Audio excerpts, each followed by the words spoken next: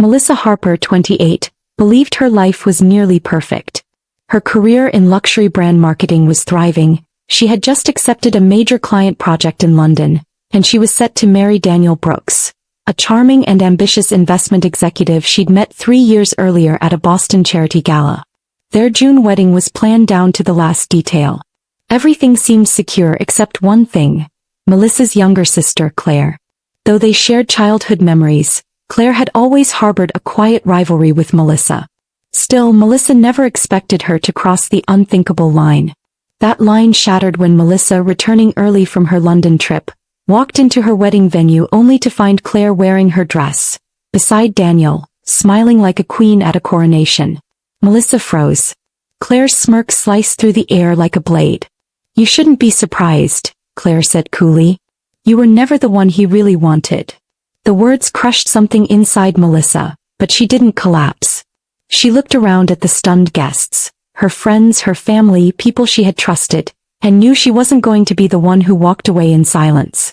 "They thought I wouldn't find out," she would later say, her voice steady. "They thought I'd stay quiet." But Melissa had a secret. One they hadn't counted on. One that would unravel every lie and expose every betrayal in front of the very people who once celebrated them. Before it all exploded, Melissa had believed in love, loyalty, and family. Now, standing in the ruins of her planned wedding, she was about to believe in something else: truth, justice, and her own power. Where are you watching from today? Kindly hit like, comment, and subscribe to this channel for more. 3 years earlier, Melissa had met Daniel Brooks at a charity gala hosted at a luxury hotel in downtown Boston. She was working the event for her firm, coordinating everything from the guest list to the auction schedule. Daniel had approached her during a brief moment of calm. He looked sharp in a navy blue tailored suit and had the kind of confident charm that wasn't arrogant, just smooth. "You look like you could use one of these," he said, handing her a glass of champagne. Melissa chuckled, brushing a loose curl behind her ear. "Is it that obvious?" "Only to someone who notices things," he said. That night they talked for hours. Daniel asked about her goals, her opinions on branding trends, her childhood memories. It wasn't just flirting, he seemed genuinely interested. By the end of the evening they had exchanged numbers. He called the next day. Their relationship moved quickly but never felt rushed. Within 6 months, Melissa had all but moved into Daniel's condo in Back Bay. They picked out furniture together, spent mornings drinking coffee on the balcony, and took weekend trips to the Cape. Melissa's friends noticed how happy she looked. "He gets you," her best friend Nora had said. "It's like you finally found your match." Melissa believed that too. On their second anniversary, Daniel took her to the lighthouse where they'd had their first official date. As the sun dipped below the horizon, he got down on one knee with a platinum ring. "Melissa Harper," he said, "you've made these years the best of my life. I can't imagine my future without you. Will you marry me?" Through tears, Melissa said yes. That night they called family and friends to share the news. Melissa's parents, Susan and Frank, were thrilled. Her father especially liked Daniel. They shared a love for golf and classic cars. Her mother was already mentally booking venues before Melissa had even tried on a dress. Claire, her sister, had congratulated her over the phone. "Wow, big news," she'd said with a small laugh. "Guess I'll have to find someone even richer now." Melissa had laughed it off at the time. Claire always joked like that. But underneath, Melissa sensed something colder. Claire, 2 years younger, had always compared herself to Melissa. Grades, colleges, boyfriends. When Melissa was accepted into Boston University, Claire applied to Harvard but ended up at Boston College. When Melissa launched a career in luxury marketing, Claire bounced between jobs. Still, Melissa tried to keep the peace. She included Claire in everything, especially the wedding. As wedding planning began, Melissa chose a beautiful waterfront venue for the ceremony and reception. She found the dress of her dreams, an elegant A-line gown with lace detailing and a soft sweetheart neckline. It made her feel like a queen. Daniel loved it. They picked the band, sent save the dates, and started dance lessons for their first waltz. Melissa made Claire a bridesmaid, hoping to bridge their distance. She even let Claire help organize a few details. "This is your wedding," Claire would say sweetly. "I just want to help." But Melissa noticed that Claire had suddenly begun dating a plastic surgeon. Her Instagram was filled with fancy dinner photos and captions like, My forever plus one ring. It was all a little too timed. She's trying to compete again, Nora warned. Melissa sighed. Maybe. Or maybe she's just growing up. 8 months before the wedding, Melissa's boss called her into her office. We've been offered the Kingsley account in London, she said.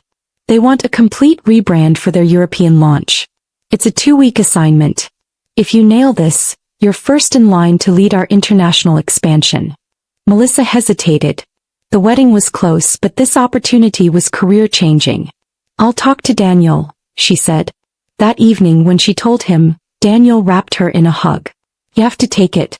We'll handle whatever comes up while you're gone. I'm so proud of you. His support was exactly what she needed. Claire offered to help too.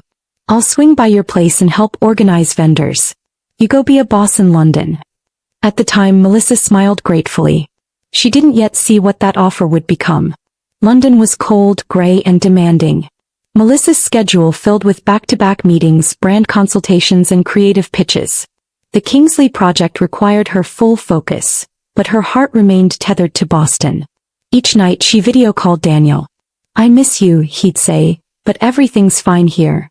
On day 5 he mentioned Claire had come by. She dropped off some wedding magazines and your mom's notes.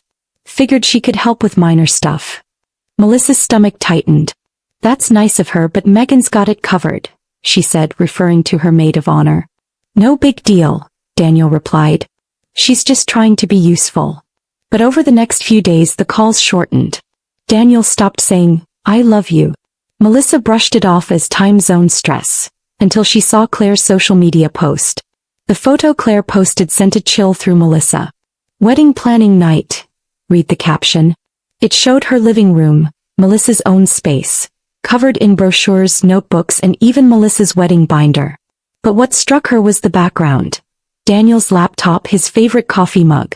He was there. Melissa texted him. Saw Claire's post. You guys working on something? Hours passed before he replied. Just checking a few things.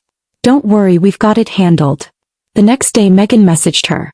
Hey, everything okay with you and Daniel? Claire's been at your place a lot. Melissa called immediately. What do you mean a lot? Megan hesitated. I live nearby. Her car's there almost every night. I assumed you asked her to help with stuff. Melissa's voice dropped. No, I didn't. Trying to stay calm, Melissa called her mother. London's good. Busy, she said. Susan sounded cheerful. Well, Claire and Daniel have been amazing. They've been finalizing the menu and the venue changes. Claire has really stepped up. Melissa's heart pounded. What kind of changes? Oh, I'm not sure. Just little things. Claire said not to worry. She's been handling everything with Daniel. That night, Melissa called Daniel 3 times. He finally answered on the 3rd attempt. Hey, sorry. Was at the gym. What's going on with you and Claire? Melissa asked directly. My mom said you're making changes together? He sighed. Just small stuff. Claire's been helpful. I thought you'd be grateful. I asked you not to make big decisions without me. We didn't. Get some rest, Melissa. You sound tired. Melissa tried calling Claire the next day. Straight to voicemail. The text she received hours later was casual. Swamped this week. We'll talk when you're back. Focus on London. The tone was dismissive. Melissa's instincts screamed, but she buried them. They wouldn't do anything crazy, she told herself. It's just wedding stress. Till something felt off. Daniel's calls had all but stopped. When they did speak, his answers were clipped, vague. Once she heard Claire laughing in the background. She just dropped off dinner, he said quickly. Melissa couldn't shake the dread forming inside her. Was she being paranoid? Or was she about to lose everything she thought was hers? By the end of her first week in London, Melissa could hardly focus on work. Her instincts screamed louder with each day. Daniel no longer texted her good night. Claire had become a fixture at her apartment without explanation. Am I imagining this? She asked Megan in a late-night call. I don't think you are, Megan said gently. I don't want to scare you, but something feels off. I even asked Ellie, your cousin, and she said Claire's been talking like she's the one planning the wedding. What does that mean? Melissa whispered. It means I think you need to come home early if you can. Megan's concern pierced through the fog of denial. The Kingsley account had wrapped a day ahead of schedule. Melissa asked her supervisor if she could return early. Absolutely, her boss said. You've gone above and beyond. Go rest. Melissa booked the first flight back. She told no one except Megan. Melissa's flight landed at Boston Logan International just after 2:30 p.m. the next day. She didn't text Daniel. She didn't call her parents. Instead, she headed straight to her apartment, luggage in tow, praying that everything she feared was just stress and imagination. As she opened the door, her heart sank. The scent that hit her wasn't hers. It was Claire's favorite perfume, that strong floral note Melissa had always found overwhelming. The throw pillows were rearranged. A wine glass sat in the sink with a coral pink lipstick stain, Claire's signature shade. Melissa's pulse pounded as she stepped into the bedroom. Her garment bag, the one holding her wedding dress, was gone. No, she whispered, reaching for her phone with trembling hands. That's when she saw the text from Ellie. Are you okay? Just saw something insane. Call me ASAP. And then came the photo. In the photo, Claire stood beside Daniel wearing Melissa's wedding dress. Her dress, the exact venue Melissa had booked months earlier, was clearly visible behind them. Guests clapped, the band played Melissa's chosen first dance song. Melissa's knees buckled. She called Ellie immediately. Ellie, what is this? Is this some joke? Oh my God, you didn't know? Ellie sounded horrified. Melissa, they told everyone you canceled the wedding and gave them your blessing. That you stayed in London for your career. They what? Melissa's voice cracked. You need to get down here, Ellie said. Now. Before it's too late. Melissa grabbed her car keys and drove like she was on fire. Her mind raced faster than the tires. The moment Melissa arrived at the venue, she slammed the car door and marched toward the entrance. The valet glanced up, startled. Miss Harper? I thought you were already inside. Your sister looks stunning in that dress. Melissa didn't respond. She stormed through the doors, her heels echoing across the marble floor. The music was still playing, her song. She entered the reception hall and froze. The scene was surreal. Her flowers, her centerpieces, her hand-picked cake, her guests. And there in the center, Claire and Daniel danced slowly, wrapped in each other's arms. Claire wore Melissa's wedding gown like a crown. The crowd slowly turned as they noticed Melissa's presence. Gasps rippled through the room. Claire's smile faltered, just for a second before she smirked. Claire leaned in and whispered something to Daniel. He turned around, spotted Melissa and paled. Melissa stepped forward slowly. What is this? She said, her voice sharp and low. Claire didn't flinch. It's exactly what it looks like. This is my wedding. My dress. My venue. My fiancé. Claire tilted her head. We're yours, she corrected. Things change. Daniel opened his mouth but said nothing. Melissa looked from face to face, her parents, friends, vendors. No one stopped it. No one told her. The betrayal was everywhere. You can leave now, Claire added. Or stay and watch. But don't make a scene. Melissa's hands clenched at her sides. You already made one, she said, voice trembling. Unable to breathe, Melissa turned and left the room. Behind her she heard murmurs and footsteps, but she didn't look back. She ran out into the parking lot, collapsed into her car and finally let herself sob. Her hands shook on the steering wheel. She had never felt this kind of pain before. Not even close. Her entire world had been hijacked in 2 weeks. And the worst part? It wasn't an accident, it was a plan. She checked into the first hotel she found. The front desk clerk took one look at her red eyes and travel-wrinkled clothes and didn't ask questions. Once inside, Melissa curled up on the bed, phone in hand. Messages poured in. Some from guests. A few from friends. One from her mother. Not a single one from Daniel or Claire. But then came Megan's text. I'm outside your hotel. I brought chocolate and wine. I'm not letting you go through this alone. Melissa opened the door and Megan stepped in like a lifeline. I didn't know how bad it really was, Megan said, handing over the wine. I knew something was off, but this? They sat cross-legged on the bed, passing a pint of ice cream between them. Melissa stared at the wall. I kept telling myself I was overreacting. I thought maybe they were planning a surprise. Megan's eyes filled. Most people at the wedding had no idea. They were told you gave them your blessing. Your mom looked shocked when you walked in, but she still didn't stop it. Melissa's voice cracked. She didn't even call me. Megan reached out, gripping Melissa's hand. You didn't deserve any of this. None of it. The next morning, Melissa's phone rang again, her mother. After days of silence, she finally answered. Melissa, please come home. We need to talk. Melissa's voice was icy. About what? About how you watched my sister marry my fiancé and didn't think to ask if I was okay with it. Her mother sighed. Amanda showed us texts, said you were staying in London, that you'd called it off and offered them the venue. We thought it was your decision. And you believed her? You didn't think to call your daughter before attending her wedding without her? Silence. Then a week, we're so sorry. But Melissa wasn't ready for sorry. Not yet. A week passed. Melissa stayed in the hotel while trying to find a new place to live. She couldn't go back to the apartment, not just because Daniel was there but because every inch of it now felt poisoned. Her cousin Ellie helped her move some essentials out, and Megan came every night with food and support. They lied to everyone, Ellie said. They've been together for months. Taylor said she saw them at a hotel last spring. Daniel told her it was a surprise party planning thing for you. Melissa's stomach turned. So they were lying even before I left. Megan nodded. Rebecca from your office saw them at a restaurant 2 months ago. They weren't being discreet. They just didn't care. Melissa felt her heartbreak harden into something colder. Resolve. When Melissa pieced the timeline together, it became clear. The betrayal hadn't happened during her trip. It had started months before. Claire had used Melissa's shared wedding email to access vendor info. She and Daniel had posed as Melissa and taken over everything, down to her registry. They had used her credit, her deposits, her plans.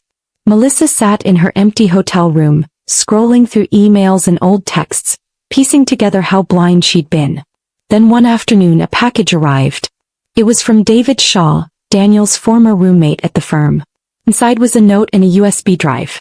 I've been trying to find you, it read. What they did to you was wrong. But there's more you need to see. Melissa plugged the drive into her laptop and felt her breath catch. What she discovered would change everything. On the USB drive were hundreds of screenshots, emails, text messages, and financial documents. Melissa's hands trembled as she scrolled. The messages showed Daniel and Claire's affair had begun nearly a year earlier, just 3 months after he proposed. Worse, there were email threads between Daniel and a coworker named Marcus. They discussed account manipulation, fund transfers, and shell spreadsheets. Daniel had been embezzling money from his investment firm to cover gambling debts. Melissa gasped as she found texts detailing their plan to access her inheritance. Once we're married, I'll have full access to her accounts, Daniel had written. Claire replied, you better not screw me over too. Melissa's pain turned to fury. This wasn't just betrayal, it was criminal. She called Stephanie Lane, an old college friend who now worked as a financial crimes attorney. After reviewing the files, Stephanie's tone turned serious. Melissa, this is extensive. But if you want this to stick, we need more. We need their panic. Their mistakes. Melissa nodded. I can do that. That night she devised a plan. She would pretend to be broken, defeated, just another heartbroken woman who posed no threat. She returned to work and accepted the promotion offered after the London project. Her boss welcomed her back with open arms. Melissa smiled and nodded at the right times, all while hiding the war she was preparing to wage behind the scenes. She coordinated secretly with David, who continued feeding her inside information. Daniel was nervous. He was making risky transfers. Claire was growing suspicious of him. Melissa used a secure app to communicate with David, ensuring their plans stayed hidden. At the same time, she sent an anonymous tip to the firm's internal security team, triggering an internal audit. To Daniel and Claire, Melissa appeared emotionally numb, rebuilding her life through work and solitude. In reality, she was setting the stage for the final act. She knew once they suspected she was over them, their guard would drop. Melissa's parents continued calling. Her mother begged for a family dinner. Amanda regrets everything, she insisted. She wants to explain. There's nothing to explain, Melissa said coldly. I'm focused on work now. Her detachment worked. Claire texted her a week later, casual and vague. Just thinking of you. Hope you're doing okay. Melissa replied hours later. Still healing. Not ready to talk yet. That same week, Daniel emailed asking for tax documents. We're trying to clean things up, he wrote. Melissa sent him unrelated documents, keeping him occupied while gathering more evidence behind the scenes. Megan became Melissa's closest confidant. "You're playing this perfectly," she whispered during their late-night chats. "Let them hang themselves." Claire began posting cryptic messages online about trust and lies. Megan overheard them fighting in public. She yelled at him about money. "He looked terrified," she reported. Claire didn't realize that Melissa was no longer the victim. She was the architect of their undoing. By month 6, Melissa had compiled everything. The firm's audit confirmed major irregularities. Stephanie contacted the Financial Crimes Unit. "You're ready," she told Melissa. "Let's take them down." 7 months after her ruined wedding day, Melissa met with detectives, firm lawyers, and her attorney. She turned over everything: bank statements, emails, voice recordings, even a timeline of when Claire accessed her accounts. The evidence was undeniable. "We'll move quietly," the lead detective assured her. "You're safe. They'll never see it coming." 2 days later, Claire texted Melissa in panic. "We need to talk. Daniel's in trouble. Please, Jess." Melissa agreed to meet in public. When Claire showed up, her mascara was smudged, her hair unkempt. "He used me," she blurted. "He's stolen everything. He's talking about fleeing the country." Melissa remained calm. "So now you know how it feels." Claire begged for help. "Please. You always fix things. I made a mistake. I was jealous and stupid. But I didn't know about the money until later." Melissa looked her in the eye. "You knew enough." Just then the detective entered the cafe with 2 officers. "Claire right?" he asked. "You need to come with us." Claire froze. "You set me up," she whispered. "You've known all along." Melissa stood. "You stole my life. I just took it back." Outside, another car pulled up. Daniel was arrested walking out of his office. The trap had closed. Their arrests made headlines. Boston investment manager and bride arrested in $1.2 million fraud scandal. The press focused on the financial crimes, not the betrayal behind them. Melissa's name was mentioned only in passing. Ryan remained in jail, held without bail. Claire posted bail but was confined to house arrest. Her parents were devastated. "We didn't know," her father said in tears. "You didn't ask," Melissa replied. "You believed the lie because it was easier." It wasn't forgiveness, but it was truth. And that was enough. Ryan was sentenced to 12 years in prison. Claire took a plea deal: 18 months in minimum security, 5 years probation and restitution payments. Melissa testified during the trial, calm and composed. "This wasn't a love story," she said on the stand. "It was a scheme, a betrayal, and a crime." Afterward, her mother reached out again. "We're in therapy," she said, "trying to understand how we let this happen." Melissa met her halfway: coffee, then cautious conversation. They wouldn't be a whole family again, but they could begin to repair. That was enough for now. 2 years after the day her world collapsed, Melissa stood at the lighthouse where Ryan had once proposed. The sunset bathed the sky in gold. But this time she wasn't there for memories. She was there with someone new, Michael, an architect she met at a conference. Their relationship had grown slowly, carefully. "I want you to check my background," he once told her. "I want to earn your trust." And he had. Melissa no longer believed in perfect love. She believed in honesty, growth, resilience.